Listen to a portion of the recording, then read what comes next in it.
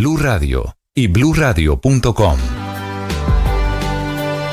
Está entregando su balance el saliente ministro de Minas, se llama Andrés Camacho, confirmando que efectivamente se hará medir, es uno de los ministros que sale y lo está contando esta mañana para aspirar en las elecciones del 2026, 8:16 minutos, en el Ministerio de Minas. Felipe García. Hola Néstor, sí señor, y una de las grandes conclusiones del ya ministro saliente de Minas y Energía, Andrés Camacho, es que no deja al país en desabastecimiento y que no sabe por ahora cuándo será la fecha de su salida. Ministro, buenos días, bienvenido a Mañanas Blue y cuéntenos esa razón por la cual usted sale del Ministerio de Minas y Energía. Bueno, ya todo el país conoce, estamos en un momento de reajuste del gabinete.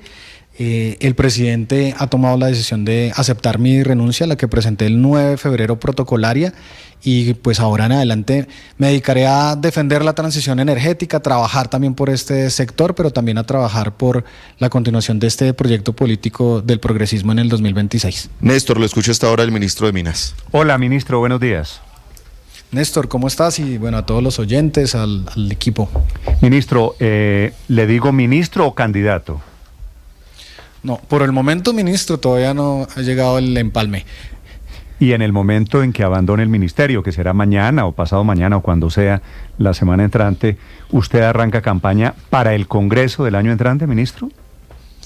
Yo me voy a trabajar con toda mi energía a construir, a tejer los acuerdos, un frente amplio, progresista, democrático para el 2026, y ya revisaremos en ese trabajo pues dónde terminamos nosotros. Sí, pero pues eso sí tiene nombre propio, ministro, a tejer un trabajo del progresismo. Pues esto quiere decir, usted renunció y me parece que vale la pena, pues con sinceridad decir, usted va a ser candidato al Congreso el año entrante, ¿no? Sí, voy a ser candidato. Sí. ¿Senado o Cámara, ministro? Yo creo que Senado. Sí. ¿Y dónde cree usted que está su fortaleza o con qué bandera va a hacer campaña para el Senado, ministro?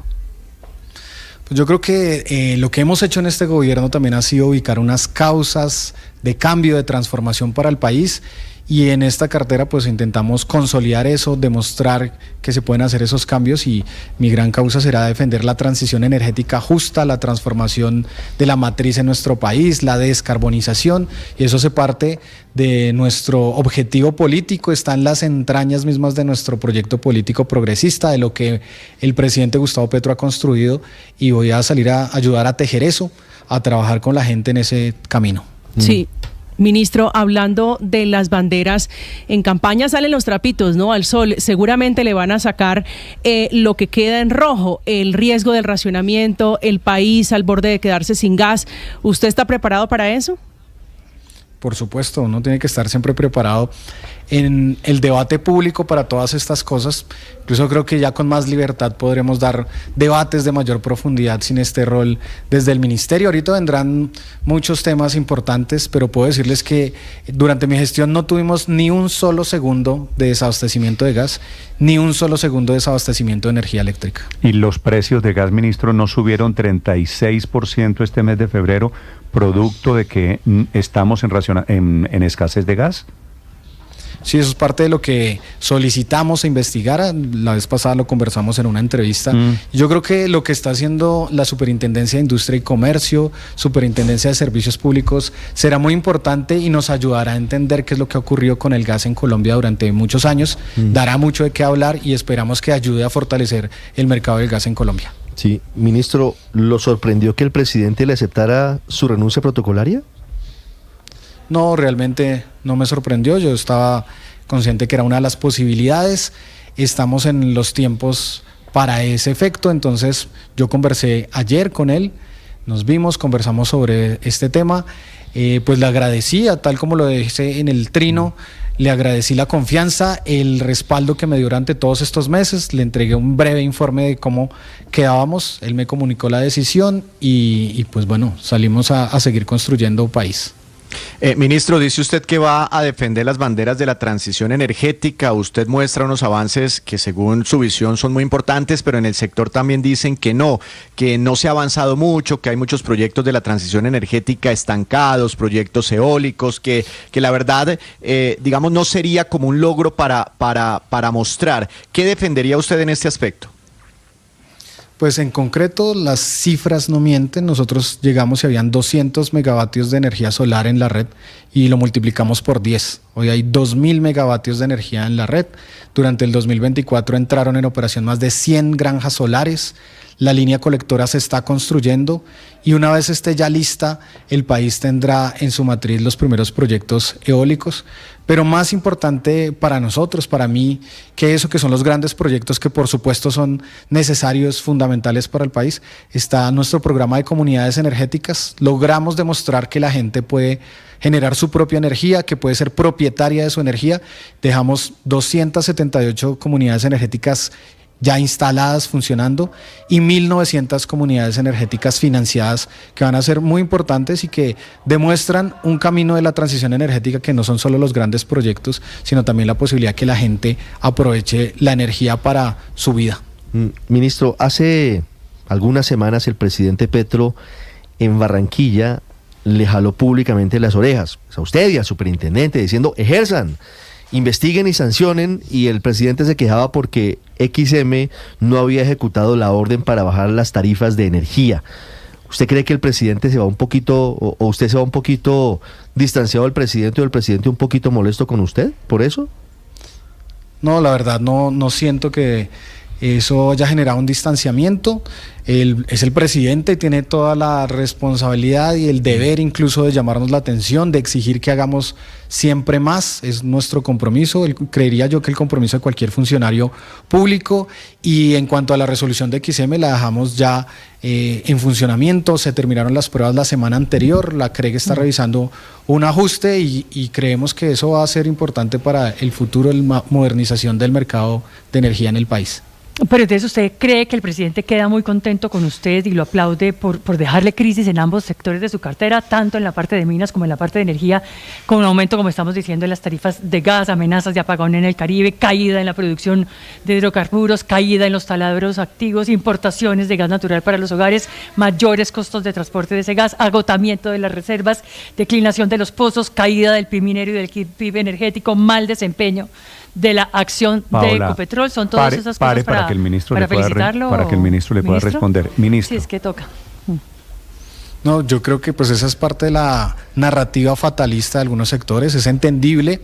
Evidentemente nosotros tenemos una mirada distinta de lo que dejamos, de lo que queda, de la descarbonización, de lo que hemos logrado para la seguridad energética del país, para la transformación del país, para la entrada en firme masivamente de las energías limpias, todo el proceso que se adelantó para que la gente pueda generar su propia energía, el trabajo en los territorios, grandes proyectos de generación que entraron en operación en el país. Así que eso creo que será parte del debate público que haremos de aquí en adelante, y que ahí pues nos veremos con todos los sectores para seguir discutiendo sobre este tema. La transición energética nos va a dar de qué hablar por mucho tiempo, así que ahí nos veremos en ese debate. No, y ser candidato obviamente es una oportunidad para hacer la evaluación.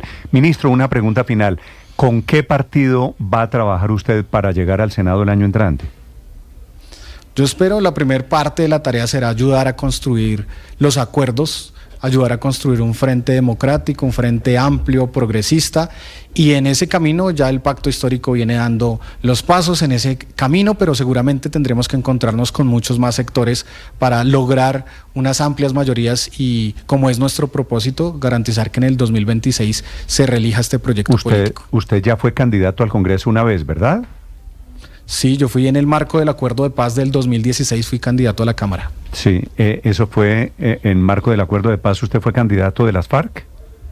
Sí, del partido del Acuerdo de Paz en el 2016 fui candidato. No, ese no es un partido del Acuerdo de Paz, ese era un partido, es un partido de las FARC, ministro. Se llamaba así después del Acuerdo de Paz. Comunes, claro, Comunes, sí, pero es un partido de las FARC, derivado de un Acuerdo de Paz, pero era un partido. ¿Usted qué relación tuvo con las FARC, ministro? Yo hice parte desde muy joven del movimiento por la paz en Colombia, desde el movimiento estudiantil. Yo vengo de la universidad pública, del movimiento estudiantil, y desde entonces siempre estuve trabajando y luchando por la paz en el país, acompañé el acuerdo de paz, esas intensas movilizaciones que tuvimos. Todos recordamos luego del plebiscito, hice parte de movimientos como Paz a la Calle, y en el marco de todo ese proceso llegué a respaldar estas listas que por supuesto pueden tener controversia para mucha gente, pero hacen parte de lo que ha sido el acuerdo de paz. ¿Pero usted fue militante de las FARC? En su momento, cuando estuve como candidato, pues asume uno unas responsabilidades, pero luego de eso, cuando termina la campaña, yo me retiro y sigo trabajando por este proyecto y bueno, aquí estamos. ¿Usted es miembro del Partido Comunista en Colombia? No, en este momento yo diría que mi afiliación política es el Pacto Histórico. El Pacto Histórico. ¿Y será en algún renglón del Pacto Histórico en el que usted aspira a llegar el año entrante? Ahí tendrán que darse discusiones democráticas internas de cómo se va a organizar la lista, cómo será todo el trámite interno, sobre todo pensando en que hay que sumar a muchos más sectores y con todo el respeto también de quienes hoy están ejerciendo estas curules, de quienes hoy están en el Congreso. Entonces ahí estaremos trabajando con ellos para construir la mejor lista posible. Va a ser muy interesante, ministro, porque veo a muchos funcionarios y gente que quiere llegar a esas listas del Pacto Histórico el año entrante, ¿no? Sí, yo creo que va a ser una campaña buenísima donde vamos a discutir todos estos temas y entonces me encanta la posibilidad de que desde ahí podamos discutir y debatir estos temas de transición. Sí, ministro, usted sale a la arena política en los próximos días y hay de por medio también una pugna en el propio Pacto Histórico, en el petrismo, para saber quién va a coger las banderas del presidente Petro como el candidato presidencial. ¿Usted va a apoyar la inminente candidatura o precandidatura de María José Pizarro a la presidencia de la República? Yo creo que hay que tejer los mecanismos, los acuerdos, eso será lo primero que hay que hacer, las conversaciones. Ya en los próximos días hablaré con todas las fuerzas que hay allí para que se trabajen los mecanismos y yo creo que afortunadamente hay varios nombres sobre la mesa. María José es uno de esos nombres y creo que en conjunto con todas las otras fuerzas se podrá definir la mejor candidatura. He escuchado siempre que usted es muy cercano a la senadora Pizarro, ¿eso es cierto? Sí, yo trabajé en la UTL de la senadora María José Pizarro durante 5 años. ¿Y es su candidata a la presidencia para el año entrante?